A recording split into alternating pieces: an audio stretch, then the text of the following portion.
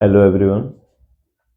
आज के हम इस इंग्लिश क्लास में जॉन मिल्टन का पार्ट 2 को डिस्क्राइब कर रहे हैं।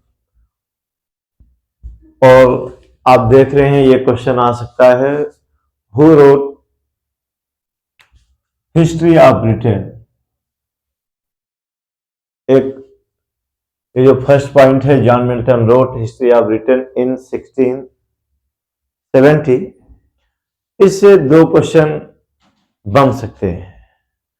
Who wrote history of Britain, Milton, या Milton, when Milton wrote history of Britain. तो उसका आंसर होगा,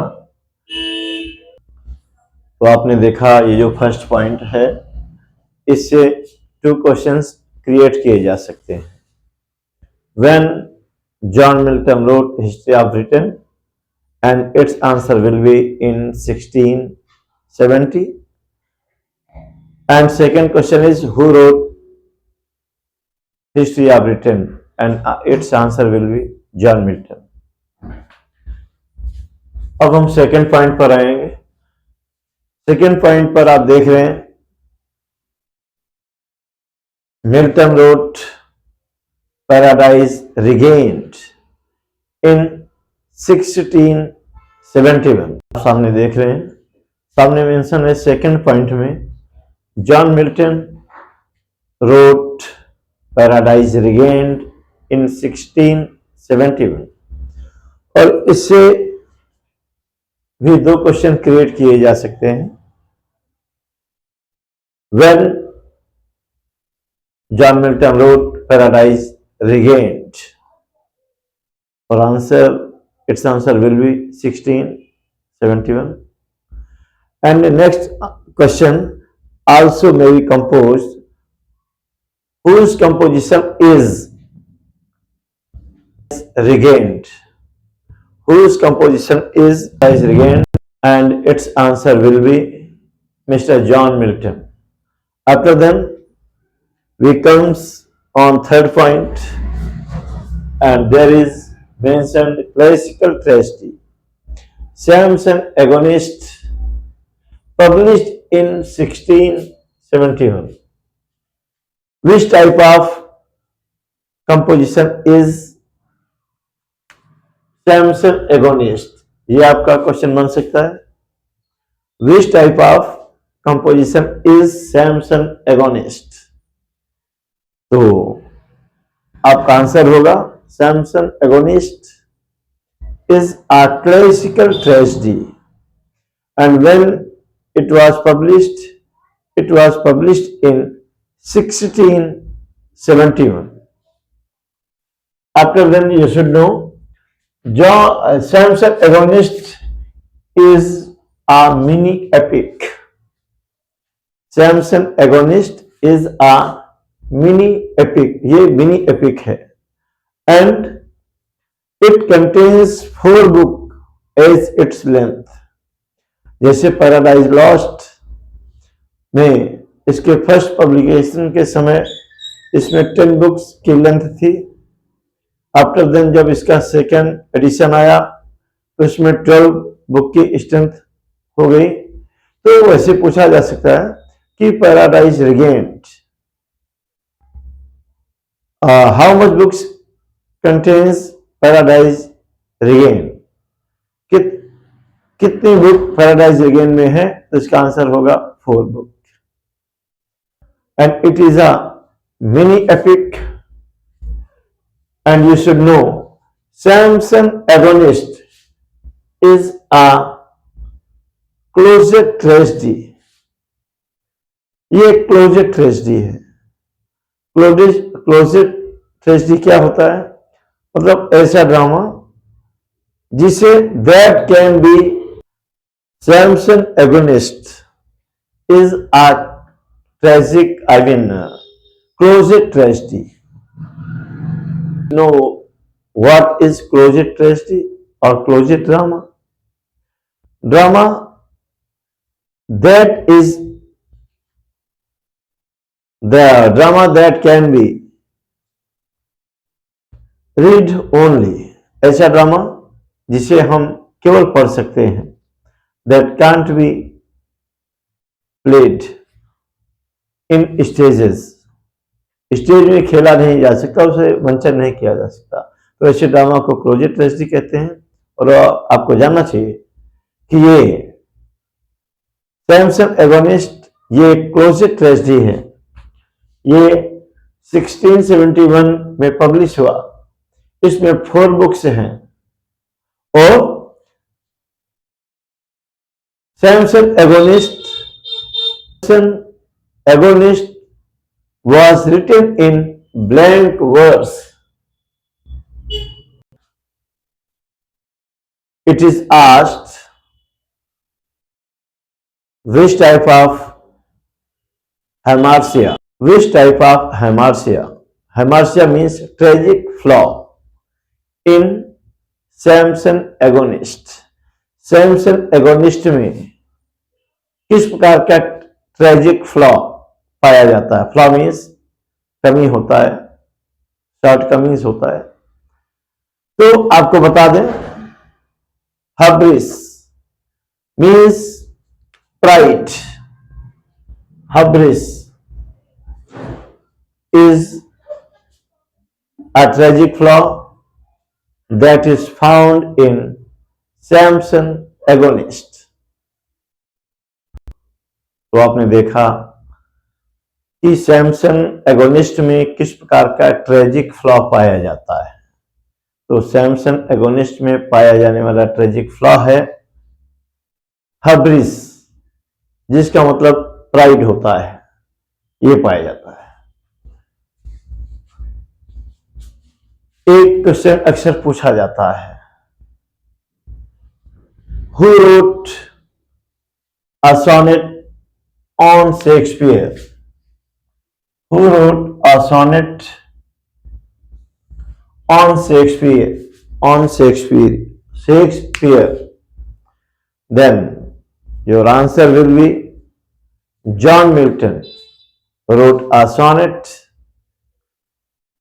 on Shakespeare in 1632। या ये भी पूछा जा सकता है कभी कभी कि on Shakespeare which type of composition is this? ये किस प्रकार की कंपोजिशन है? ये रिदमिक कंपोजिशन है और ये बाय स्ट्रक्चर सोनेट है। और आप जानते हैं सोनेट 14 लाइन पोएम को कहते हैं। आपका नेक्स्ट क्वेश्चन है,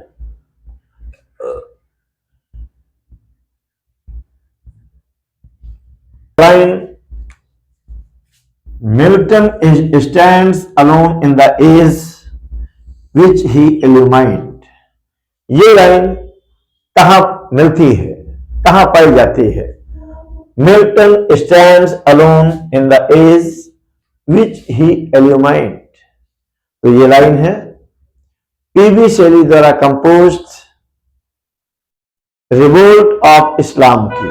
तो क्वेश्चन था कि ये लाइन कहां पर पाई जाती है? लाइन है Milton stands alone and which he illumined. Milton stands alone in the age which he illumined.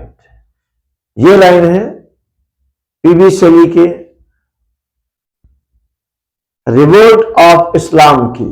ये रिवोल्ट ऑफ इस्लाम के प्रीफेस में ये लाइन लिखी गई है। और आप देख रहे हैं Endymion, Keats Endymion sole influence of, किसका प्रभाव दिखता है? जॉन कीट की कंपोजिशन एंडीमियन में। William Shakespeare, John Milton, PB Shelley और none of above, and its answer will be John Milton।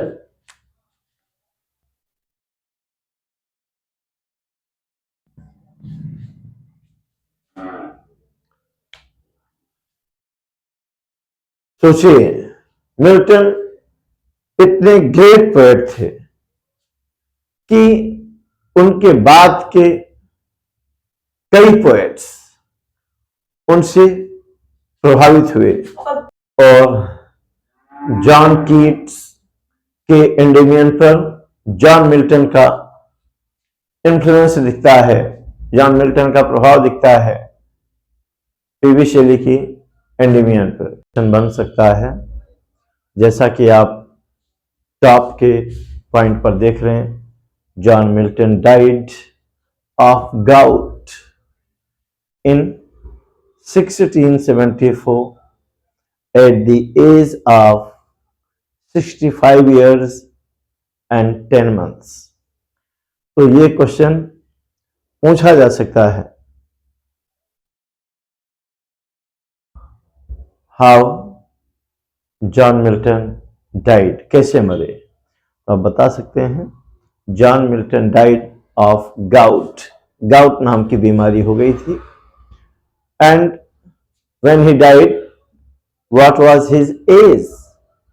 When John Milton died, what was his age? ये भी question बन सकता है। तो आप बता सकते हैं, John Milton died at that time he was 16 years and 10 months old। Next question है, who said about Milton, this man cut us all out and the ancient too? This man cut us all out and the ancient too। ये line कहां मिलती है, किसके द्वारा कही गई है? Who said about Milton, किसने मिल्टन के विषय में कहा? तो आपको जानना चाहिए, ये स्टेटमेंट देने वाले जॉन ड्राइडन रहे।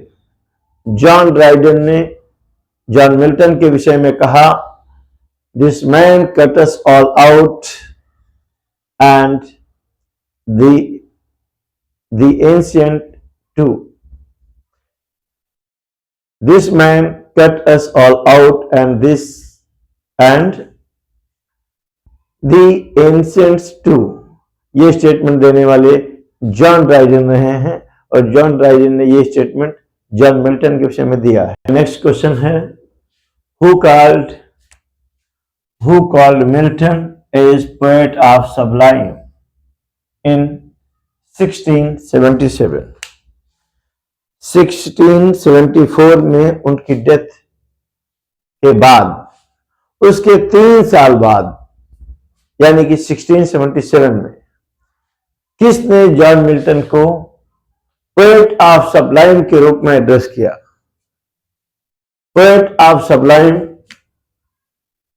एड्रेस करने वाला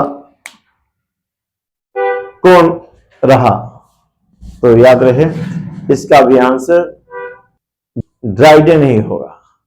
John Dryden called Milton as the poet of sublime in 1677। After, it means 3 years later after his death, उनकी मृत्यु के 3 साल बाद जॉन ड्राइडन ने उन्हें पोएट ऑफ सबलाइम कहा। आपका नेक्स्ट क्वेश्चन है, who considered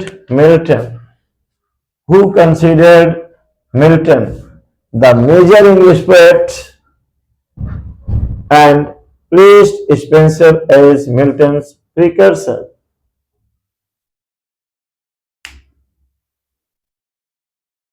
और इसका आंसर है विलियम ब्लैक। विलियम ब्लैक ने कहा है कि मिल्टन को मेजर इंग्लिश पोएट कहा है और and placed Spenser as Milton's precursor, और स्पेंसर को मिल्टन का अग्रगामी कहा है। प्रीकर्सर मीन्स अग्रगामी। स्पेंसर को मिल्टन का अग्रगामी कहा और मिल्टन को एक मेजर इंग्लिश पोएट कहा। ये स्टेटमेंट देने वाले विलियम ब्लैक रहे। आपका नेक्स्ट क्वेश्चन है, who wrote Milton a poem and used Milton as a character.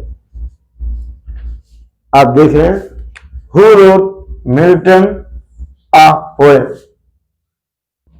Milton a poem किसने लिखा, और मिल्टन को एज अ कैरेक्टर यूज किया, और ऐसा करने वाले भी विलियम ब्लैक हैं। बेहद यूजफुल क्वेश्चंस आपको बता रहा हूं, बी केयरफुल, ये क्वेश्चंस आ सकते हैं, इनका नोट्स बनाएं, इन्हें देखें।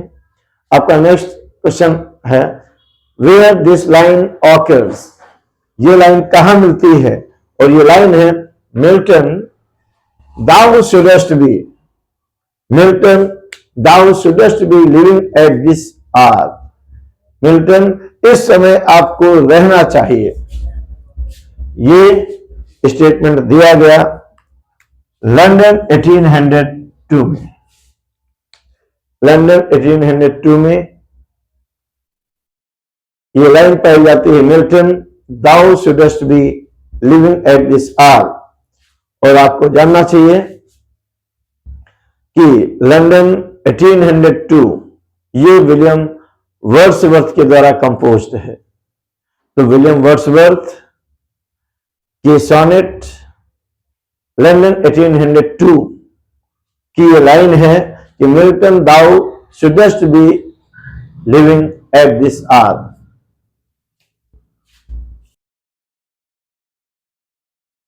आपका नेक्स्ट क्वेश्चन है, who said Paradise Lost was a beautiful and grand curiosity? Who said Paradise Lost was a beautiful and grand curiosity? और ऐसा स्टेटमेंट देने वाले जॉन कीट्स रहे। Who said Paradise Lost was a beautiful and grand curiosity? ये statement John Keats ने दिया। आपका next question है, Who said Milton is at his best in imagery? Who said Milton is at his best in imagery?